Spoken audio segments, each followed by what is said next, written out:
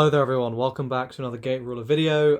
We're going back to my roots a little bit by using the old phone camera, so I apologise for the mic quality here. It's probably not going to be ideal, but as you can see, a little bit of my product has finally come in. This is not everything, but we got the starter decks in. Fell Dragon one's there, that's going to be the next video. So this is going to be an unboxing of this ridiculously tiny start.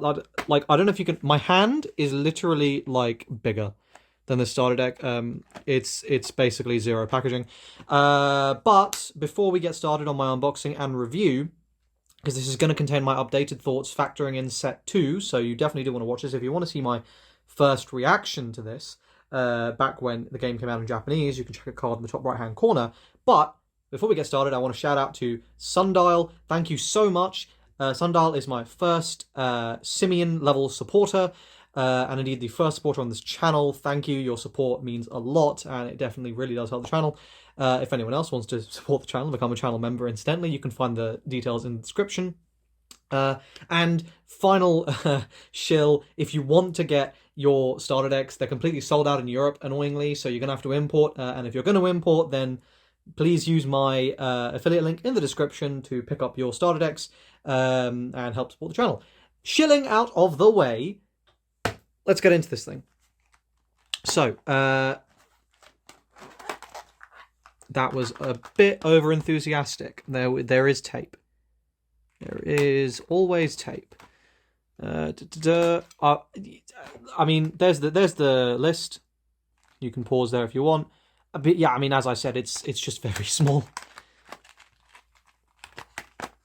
Let's be real. No one really cares about the packaging. So everything, yep, okay, so here's the rules guide, which has all that stuff, and probably the back has the ruler explanation, yep. This is actually, yeah, whatever, okay. Oh, and there's also a playmat. So there we go, here's your very, wow, Gate Ruler playmat, very cool. Much simpler than the one they initially made, a lot easier to understand. No idea why they didn't start with this, but there we go. So yeah, it's literally just the cards. Now, my understanding is there is a chance at getting a special foil in these. I believe in here it's is Joe of the Kamaitachi. So if we get that, cool. Here's the tab. Otherwise, it's just the one foil, I believe, that it comes with. So we're just going to go through. And this is my first time holding Gate Ruler cards. It's a special moment for someone who's followed the game for so long, and yet has managed to somehow not hold them in his hands. So let me open this one as well. I hope the camera angle's fine and you can hear me. By the way, I actually haven't recorded using this phone before, as I've had a new one. This is the new one since all my old videos. When I used to, and indeed I don't even know if you can see any of those easily on the channel. You can go to playlists and see like old videos I made, because they're just unlisted, they're not gone. Anyway, oh my god, come off. There we go. Right. Okay, let's get started. There's our 4 Yokai. Ooh. Okay, that is thick. That's nice. I like that. The 4s look good. They don't look perfect, but I do like that Yobiko herself is not foiled, so there is that sort of nice distinction there. Hopefully this is acceptable quality. Okay, there we go. So there's that, and then here's the rulers. The card back is nice. I'm a big fan. Okay, so let's talk through. Let's go through. This dude is very nice for the Robo deck. I'm a big fan of him. He's also very nice in red, blue, knight. Good stuff.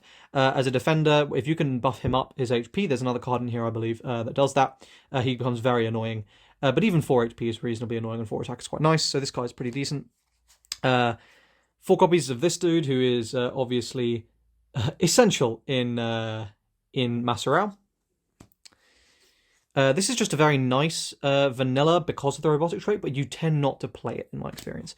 Joe the Kamaitachi, obviously absolutely outstanding card here. One of the best cards in the game. Very, very high value vanilla.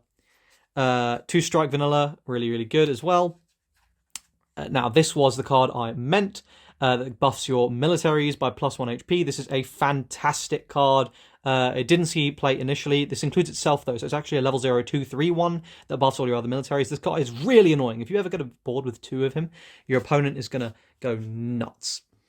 Another copy of Yobiko. Now, I didn't really say this, obviously, at the time, but Yobiko is an absolute staple. You don't actually need to own 4 because there is a main set version, which is better in a lot of instances, but she is very good to own, and Darumageddon decks, a lot of them do just play 4 copies of her, as well as 4 of all the others.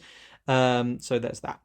And then 3 split-second Counter-Strike. This is also a very strong card, giving Intercept. Intercept's a really powerful ability. I was actually going to make a video just on how strong Intercept is.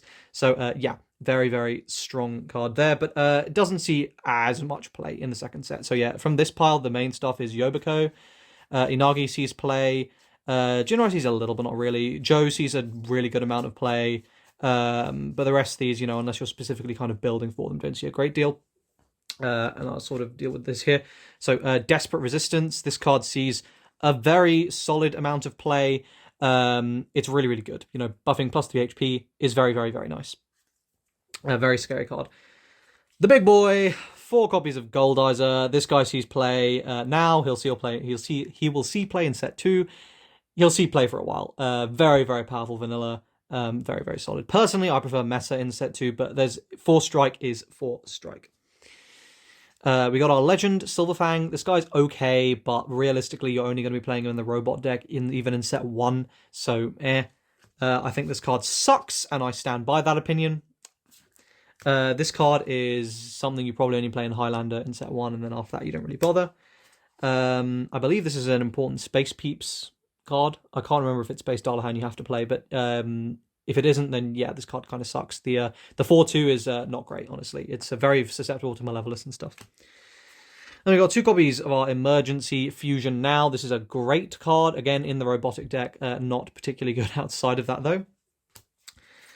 Here we've got probably the best card in this deck. 4 copies of Blaster Cannon. This guy sees play in pretty much every single pink deck in set 1, and a vast majority of them in set 2. Amazing, amazing staple. Very glad you get 4 copies of it. And indeed, you get at least 3 copies of most stuff. And then 4 copies of Jaunting. This card sucks. You basically never play this card. So there we go. As you can see, we did not high roll into the additional foil.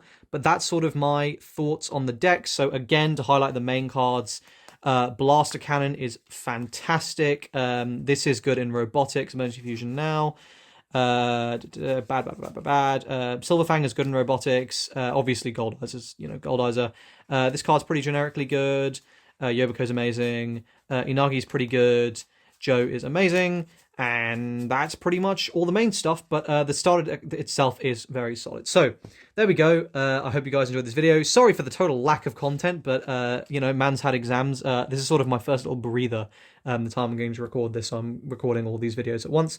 But yeah, as I say, if you want to pick stuff up, please use my affiliate link in the description. And I'll see you guys very shortly for the next video. Cheers.